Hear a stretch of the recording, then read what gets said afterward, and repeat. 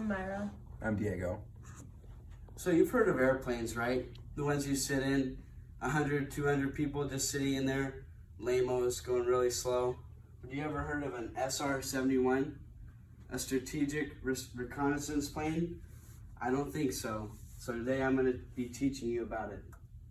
So what am I going to cover today? I'm going to tell you who made the SR-71, the history of the SR-71, and where it is now. So a little preview about the SR-71 was that it was invented during the Cold War for a replacement to the U-2 spy plane, which was too slow and too big to be spying on Russia. And eventually in 1960 it was shot down by the Russians because they figured out how to shoot it down despite how high it could fly. It wasn't very fast, and it had no missile systems or defense mechanisms to defend against missiles, so there was no way for it to get out of a missile. And so the SR-71 was created by Lockheed Martin, and it started in 1959, and it's just a long reconnaissance aircraft. It's also armed with no missiles or anti-missile systems. And there was 32 given to the United States Air Force. It had an official surface ceiling of 85,000 feet, while the U-2 had a surface ceiling of about 70,000 feet, so it could go much higher. And it had a max speed of Mach 3.3, which was extremely fast, 3 times the speed of sound. And at top speed, it would get over 900 degrees Fahrenheit, thus the metal having to be titanium instead of aluminum built. The aluminum would just melt and everyone inside would just die because they would get incinerated. And 92% of the aircraft was built from titanium. The CIA actually made several companies that were fake companies to purchase titanium from Russia, who at the time was the world's largest titanium provider. And its shape and paint helped reduce the radar signature that it gave out, if it even gave out one at all, because it was going so fast. So, it was first deployed in North Korea and Vietnam.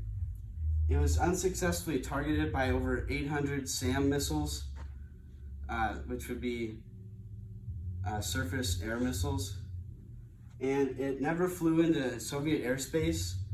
It flew off the border of the Soviet airspace and took pictures hundreds of miles deep into Soviet territory so that we could discover their bases and locations.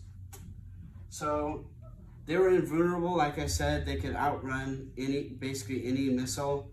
The closest missile that actually got to the SR-71 was about a mile and a half. It got about a mile and a half away from it, and it just ran out of fuel, so that's pretty cool. But it did cost about $300 million per year for each aircraft to be serviced. And by the 1980s, we really didn't have a use for these extremely pricey aircraft because we weren't really spying on anybody and we had no real need for them.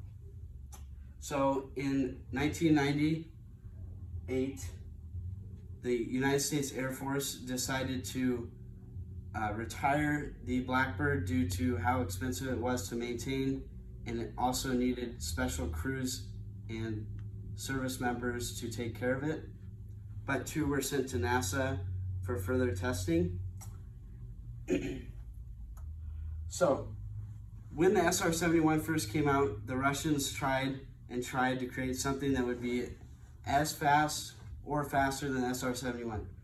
Now, the reason they were not capable of doing this is because after World War II, a lot of the German scientists decided to freely give themselves up to the United States because instead of going to Russia where they would have been treated terribly, America decided to dissolve them of their crimes if they worked for NASA or the government. So we had a lot better aeronautical engineers than Russia did. So nearly 10 years later, Russia decided to put out the MiG-31, which could compete with the Blackbird, but only for about 30 minutes because it could not fly at that speed and at that high for longer than 30 minutes or the engines would blow up. And that was 10 years later and they still couldn't match it. So piloting the SR-71, only 93 people were allowed to pilot the SR-71. They needed to wear pressurized suits, and their training was similar to astronaut training.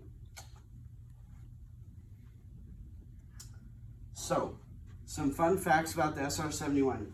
Composed of 92% titanium that we purchased from Russia to use for a plane against Russia. Very ironic. So, like I said, the CIA made cover-up companies to purchase all this titanium.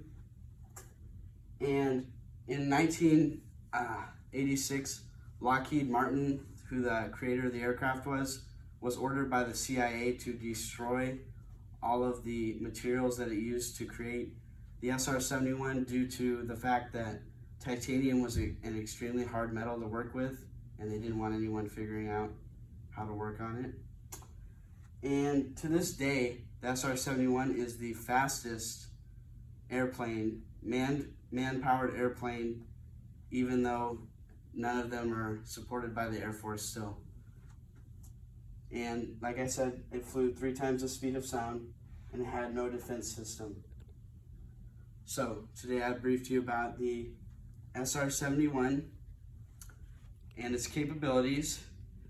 I've briefed you about the history of the SR-71, how it was created by Lockheed Martin, and the United States actually never sent it on any missions over the Soviet Union, but instead it did send it a few hundred miles off the coast near the border so that we could take photographs.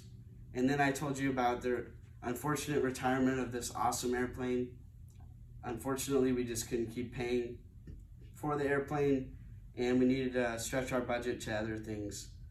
So, with that being said, does anybody have any questions about the Lockheed SR-71 that I can answer?